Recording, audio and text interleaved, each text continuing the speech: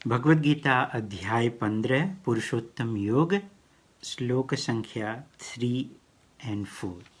तो भगवान पहले और दूसरे श्लोक में बता रहे हैं कि ये एक शाश्वत वृक्ष के जैसा है ये भौतिक जगत, और फिर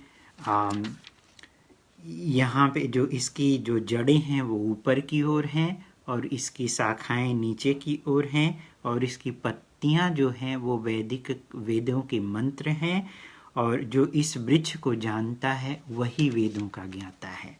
उसके आगे फिर भगवान बता रहे हैं कि ये जो वृक्ष हैं इसकी शाखाएं जो है ऊपर और नीचे की तरफ फैली हुई हैं, और साथ में इसकी जो जड़ें जो हैं वो 3 गुणों के द्वारा जो है पोषित होती हैं, और इसकी टहनियाँ जो है इंद्रिय विषय हैं, और साथ में जो है इस वृक्ष की जो जड़ हैं वो नीचे की तरफ भी जाती हैं, और सकाम जो मानव जीवन के में सकाम कर्म है उससे बधी हुई रहती हैं एक दूसरे से। जैसे कि गुच्छा उलझा हुआ रहता है वैसे ही ये बधा हुआ रहता है, और बहुत ही मुश्किल हो पाता है यहाँ से निकल पाना।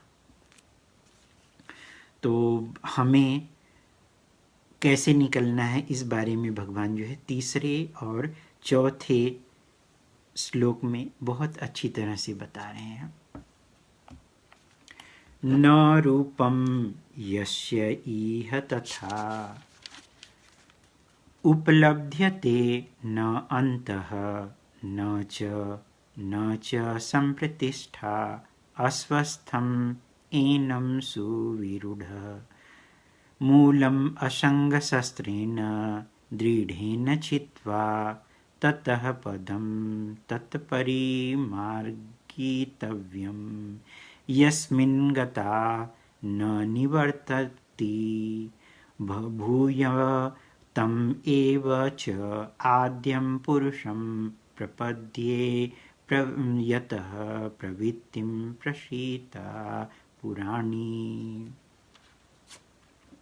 इस वृक्ष की वास्तविक स्वरूप का अनुभव इस जगत में नहीं किया जा सकता।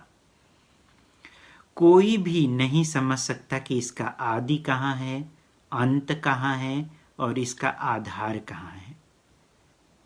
ये तीसरे श्लोक में बोले हैं भगवान। चौथे श्लोक में लेकिन मनुष्य को चाहिए कि इस दृढ़ मूल जो वृक्ष को विरक्ति के शस्त्र से काट गिराए, तत्पश्चात उसे ऐसे स्थान की खोज करनी चाहिए जहां जाकर लौटना न पड़े, जहां उस भगवान की शरण ग्रहण कर ली जाए जिससे अनादिकाल से प्रत्येक वस्तु का सूत्रपात और विस्तार होता आया है। बहुत ही बढ़िया भगवान ने यहाँ पे बताया। तो इसका जो वृक्ष का जो मूल है, वास्तविक स्वरूप वो भौतिक जगत है।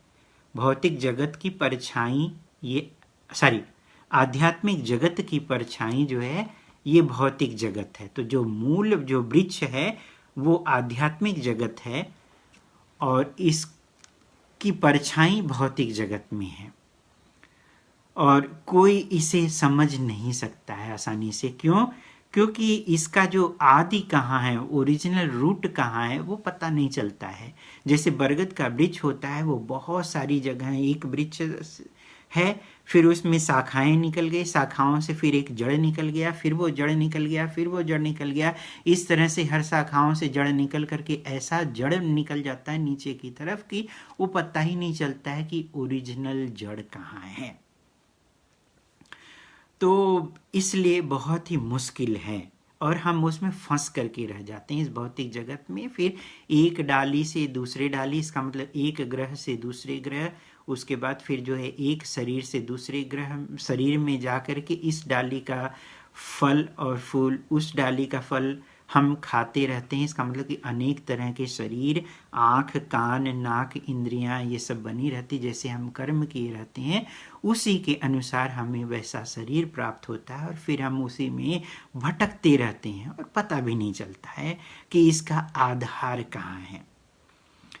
लेकिन हम सबको कोशिश करना चाहिए कि हमारा आधार क्या है। जैसे कि एक पुत्र का कर्तव्य कि हमारे पिता कौन है, अमुक व्यक्ति हैं, तो फिर उसके बाद तो फिर हमें उस व्यक्ति को जब हमें पता चलता है तो फिर हमें उसको प्रॉपर रिस्पेक्ट देते हैं, क्योंकि वही हमारे रूट हैं, उनकी सेवा करते हैं।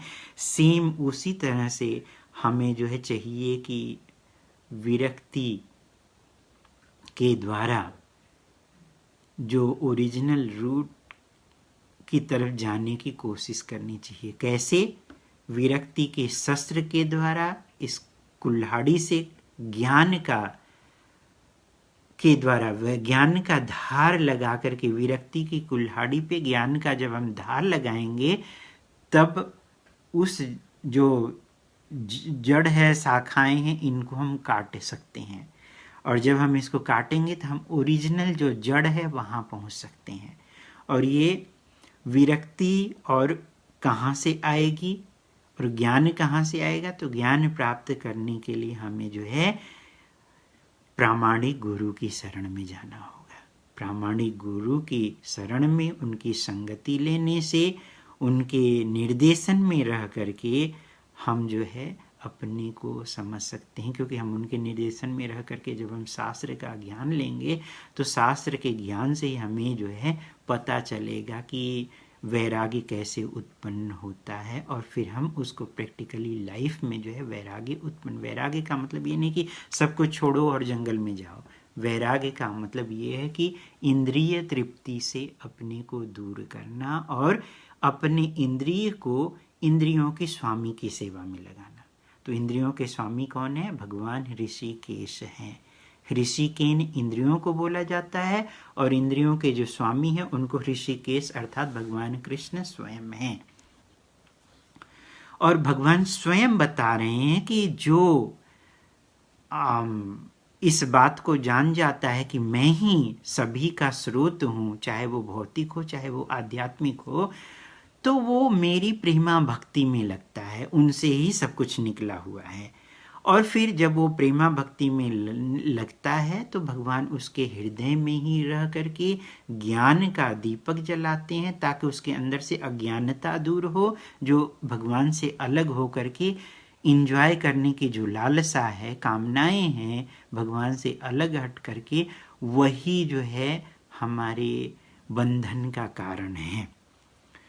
तो हम जब जानेंगे कि भगवान ही हमारे सब कुछ हैं तो फिर हम जो है भगवान की सेवा में लगेंगे। तो यहाँ पे भगवान स्वयं बता रहे हैं कि उसे शस्त्र से, मतलब कि विरक्ति के शस्त्र से काट गिराना चाहिए। कैसे? उस पर जब धार लगाया जाएगा, ज्ञान का धार। और वो ज्ञान का धार कहाँ से मिलेगा? गुरु के निर्देशन में, प्रामाणिक गुरु के निर्देशन में जब हम शास्त्र की स्टडी करेंगे।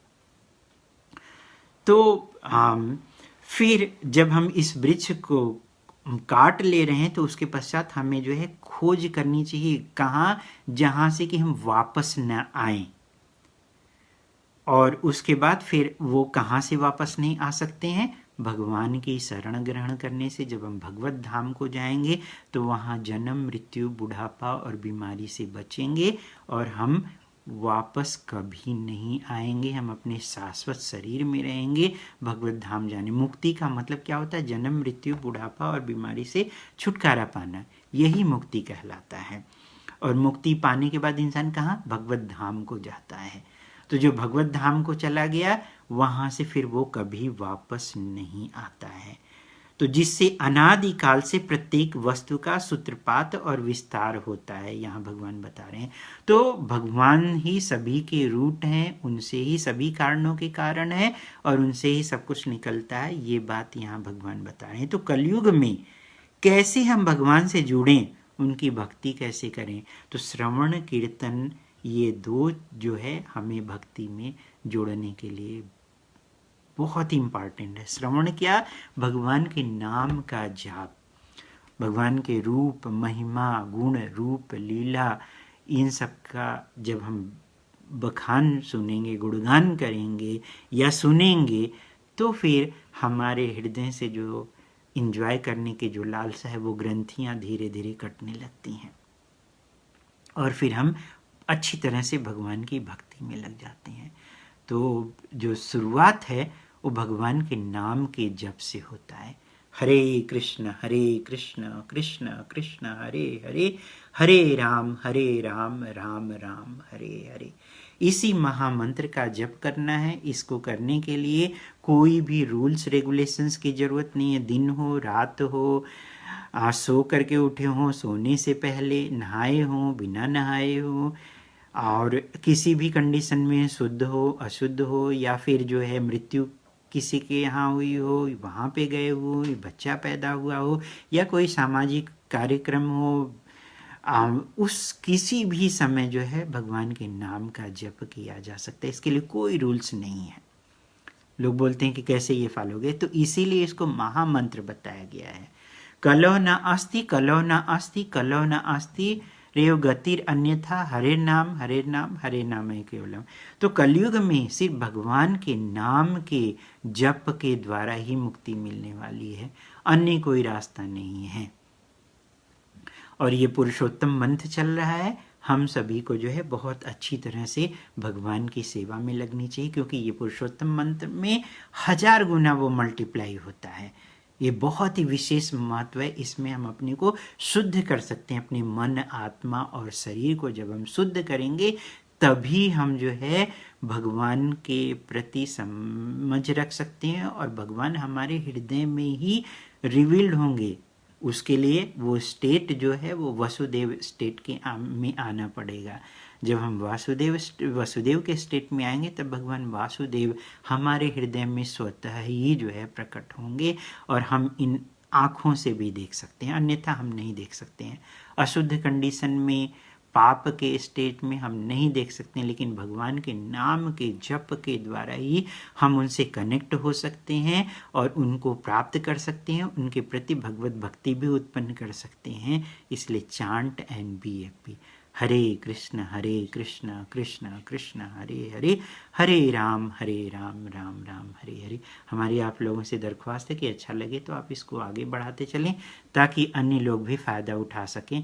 हरे कृष्णा। तो हम 5वां श्लोक पढ़ेंगे। आप सभी लोगों को पुरुषोत्तम माह की बहुत सारी शुभकामनाएं। हरे कृष्णा। वांछा कल्पतरुभ्यश्च कृपा सिंधुभ्येव च पतितानां पावनेभ्यो वैष्णवभ्यो नमो नमः। अनंत कोटि वैष्णव वृंद की जय। गौर प्रेमानंदी हरि हरि बोल। श्री श्री गौरनिताय की जय। जगन्नाथ बलदेव सुभद्रा महारानी की जय।